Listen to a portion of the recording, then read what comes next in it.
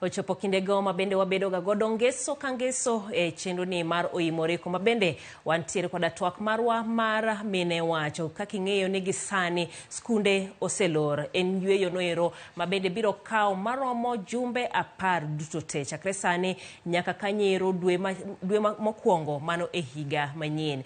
E kinde gi duto te jolonyo wacho ni mae e kinde ma bende nyithindo kethre, mae kinde ma bende idwaro ni jonyuol okaw thuolo makare mar bedo machiegni kod mano kanyero nyithigi. Mano e twak ma bende wabedo gode mine wacho odhiambo masani, kuma bende wang'iyo tudruok jonyuol gi nyithindo. En tudruok mane mowinjo bed ni iketo e kinde ni. E studio wa ma Kisumu antiere kod Dorin Oluoch ma bende watwak godo. Oimore Dorin, idhi nade?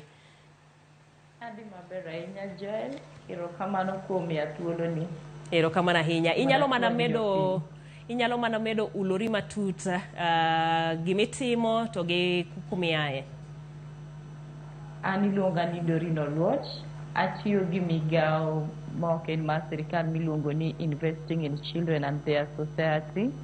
Investing in Children and Their Society, watiyo kumoro achiel, wasiro ratiro mar nyithindo, kendo wajiwo kendo watudre gi jonyuol kod nyithindo kod migepni mamoko mondo wang'e ni wasiro ratiro mar nyithindo mondo nyithindo orite yo makare kendo donge yo mowinjore. Watiyo e Kisumu kae, wantie Nairobi, wantie Mombasa, ofisewa moko be nitie oko kaka Tanzania kod Cote d'Ivoire. Koro wan e riwruok kendo wan migawo mochandre mang'iyo ni ratiro mar nyithindo ing'iyo maber. Erokamano ahinya Dorin. Sama bende wang'iyo iko nyithindo, ing'e ni jonyuol bende nitiere kae, to thothne iwacho ni jonyuol owinjo bed ni kawo ting' maduong'. Waneno ote ma bende jopuonj ondiko ne jonyuol ni wasebedo kodgi, wasetayogi makare. Kuyie duogna gi uru kaka wamiyougo. Mano ing'e ni ote mar japuonj. Ang'o miyo sani weche lokore? Yes, Jael, mano en adiera makende. To onego bed ni ka wan janyuol, sani makoro wadwa ng'iye pogruok mar janyuol kod janyuol. To onego bed ni wagoyo erokamano ni wan gi thuolo mar bedo gi nyithindwa kuom dweche 2 gi bathe. Jopuonje bo wacho ni jonyuol bede uru gi thuolo. Koro ka in janyuol, sani onego bed ni sama igo ne Nyasaye erokamano ni iyudo thuolo mar bedo gi nyathi. Kendo wawacho ni mae sama onego bed ni tudruok nitie e kind nyathi gi janyuol. Janyuol onego bed ni mako osiep gi nyathi. To emomiyo jopuonje bende temo paronwa ni watudre kendo wariwre gi nyithindo mondo nyithindo odogi e skul ka gin e yo makare. Nikech ndalo makoro lor ni, nyithindo koko ng'igi maber, to nyithindo ratiro gi ji nyalo rocho. Emomiyo ineno ka jopuonje bende gin concerned kendo giwacho ni jonyuol wakwau mondo orit nyithindo. Ma en thuolo mwadwaro ni jonyuol olos osiep maber gi nyithindo, obed piny gi nyithindo, gikony nyithindo loso kaka ginyalo loso chenro gi ma pile pile kuom dweche 2. Dweche 2 ok en dweche matin.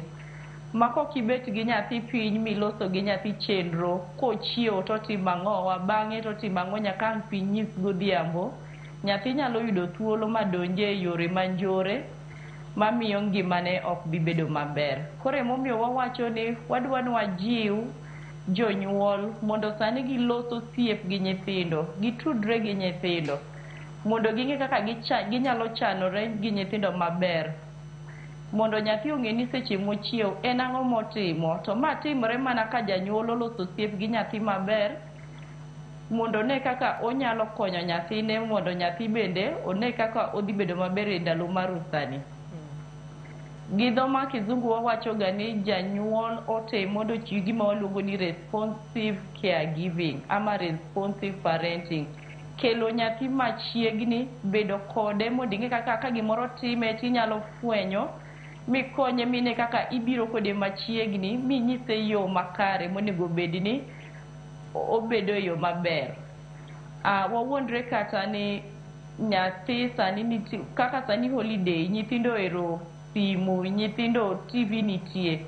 Koro onego bed ni wabedo mapiny gi nyithindo to wanyise ni kichiew kata ka wan gi tablet gi simu, nikech wan jonyuol sani wahero nyiewo ne nyithindo tablet, wanyiewo ne nyithindo zawadi, to sana sana zawadi ma sani nyithindo hero en kaka smartphone gi tablet. To wan wanyiso janyuol ni zawadi maduong', mich maduong' minyalo miyo nyathi en in bedo gi nyathini machiegni. Kin present e ngima mar nyathi, kin machiegni intie, ikonye, itaye. Wang'e ni janyuol be nyaka many, lakini nitie kaka janyuol bende ka nyalo bedo gi bura matin gi nyithindo, to gineno kaka e thuolo ni ere ka gima nyathi dhi timo madhi konyo nyathi. Sadi ma nyathi dhi some kaluwore gi homework manomiye, tugo bende ni muhimu, nyathi be nyaka mi thuolo mondo tugi. Koro kena ena somo. Sadi modhi tugo, ke seche motugo no bende mano konye odongre socially. Koro bedo nyathi ma bedo ng'at ma nyalo wuoyo kendo nyathi ma jiwore.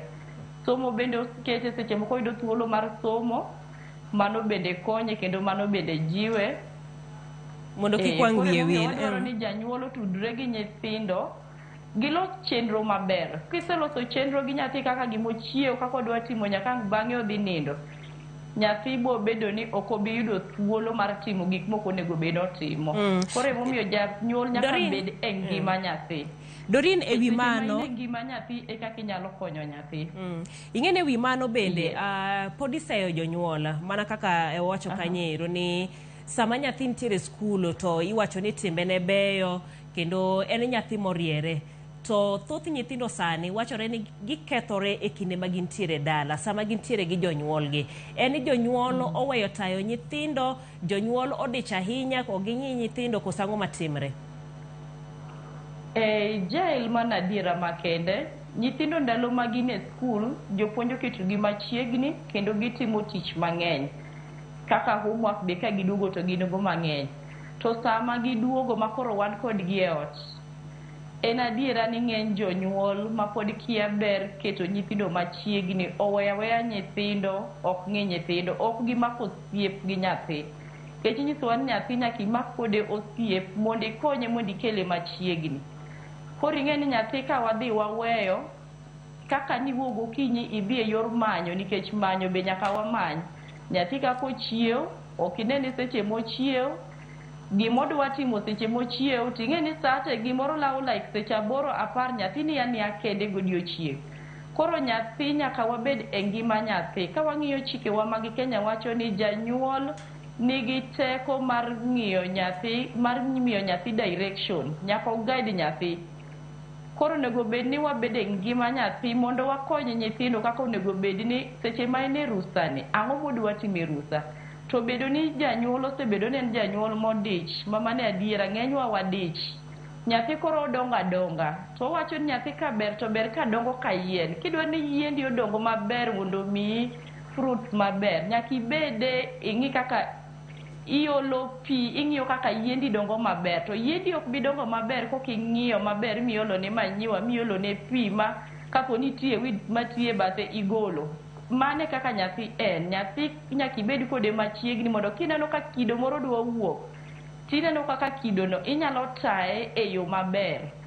To bedo ni koro wadich, ok wata nyithindo e yore maber. Emomiyo ineno ka jopuonje wacho ni nyithindo sani donga gibedo gi tabia moko manjore.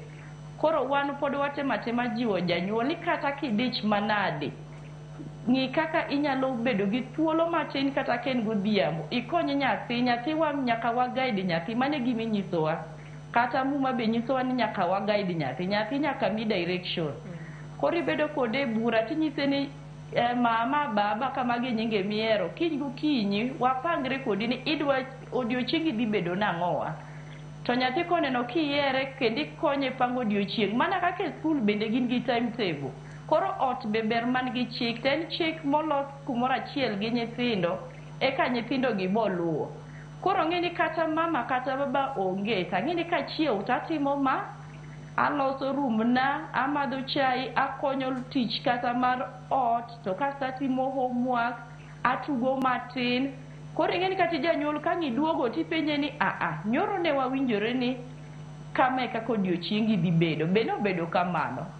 to kok no bedo kamano, ang'o miyo ok no bedo kamano, ang'o mani timo sechego. Inyalo fwenyo ni seche moko ok no timo kaka nuwinjore nikech osebedo kata gosiepe moko winjore. Emominyiso ni janyuol bende ber mondo wang'e osiepe nyithindwa e sama rusani. To wakelo gi machiegni mondo wane kaka wakonyogi.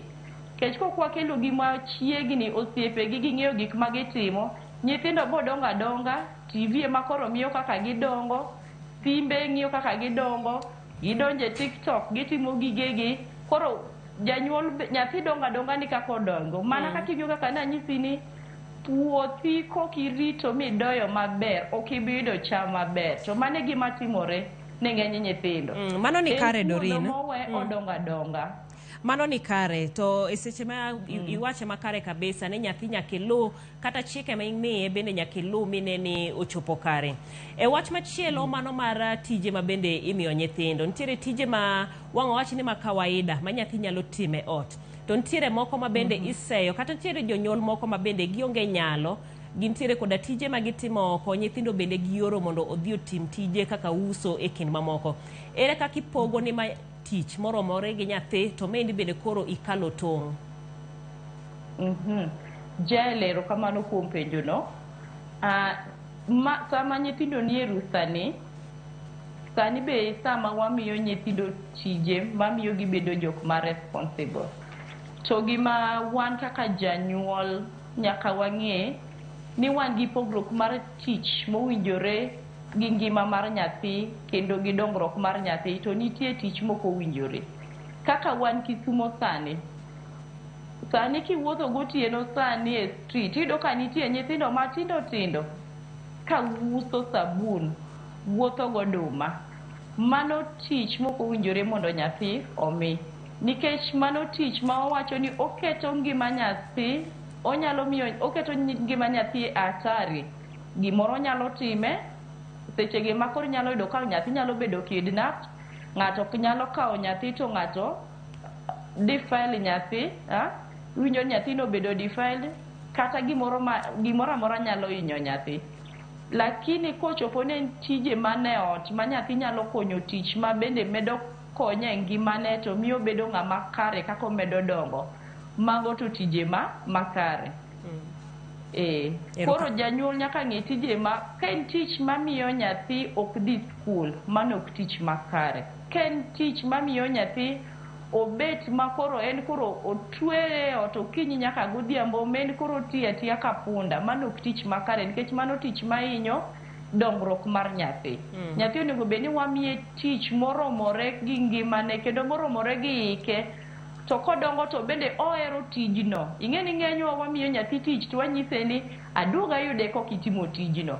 Nitie kaka kimiyo nyathi tich e yo mowinjore to bende tijno more timo. Kech kwang'iyo kata gi CBC mwatimo sani, omiyo nyithindo thuolo mar hero tich mitimo nyaka e ot. To koro ka nyithindo mor ka gidhi tede ot, to ka gidhi tede skul, in e ot ka kinyiso nyathini ni pate kama umeungiza chakula, koro ineno ka nyathi bedo gi luoro. Koro kwa golo luoro kuom nyithindo, to wamiyo gi tije mowinjore gi hikgi kendo mowinjore gi dongruok gi mane ot, to mano ni kare. Lakini golo nyathi ni dhi uso, kaka sani ng'eny nyithindo iyudo ka nyithindo gin giuso oduma, giuso sabun. Janyuol paro ni kotimo mano to koro ni ji neno ne nyathi huruma, to ji nyiewo sabun, ji nyiewo oduma nikech piny tek.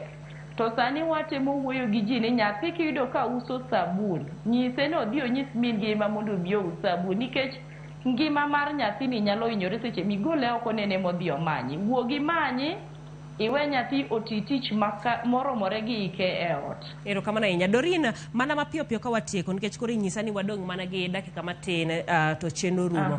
Nitiere penjo ma ng'ato oro kendie, gima iwacho ni kelo nyathi machiegni kendo loso gi nyathi, nikech yudore ni jonyuol oluoro nyithindo. Ahinya nitiere topics moko ma ogidwa mondo owach kode nyathi. Ere kaka ikelo nyathi machiegni mondo ilos kode? Mana e dakika achiel ka watieko.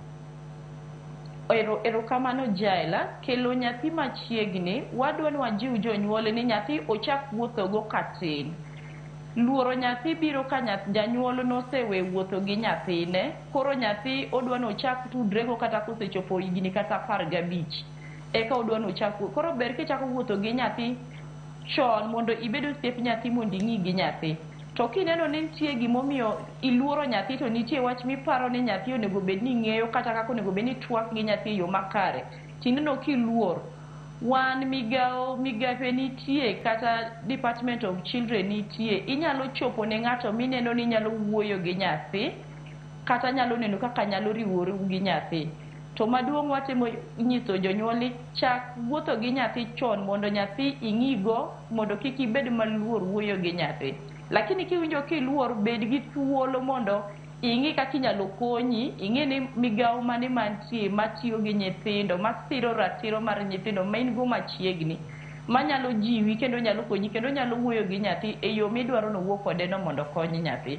Nikech bedo janyuol ok en tich mayot. Ji nyaka konyre. Erokamano ahinya Doreen Oluoch, ma bende osebedo katayowa kendi e twak maro ma kawuono, mano kanyero tudruok jonyuol gi nyithindo ka ting' pod en mana mari kaka janyuol, mondo ikaw ting'no ero, kik ibed janyuol tibed janyuol. Mana kitayo nyathino ero e kindigi eki duto te mondo ngimane kik dhi ni kendo koro kethre. Wadhi mane yweyo machuok, waduogo kod weche mamoko ma Oimore.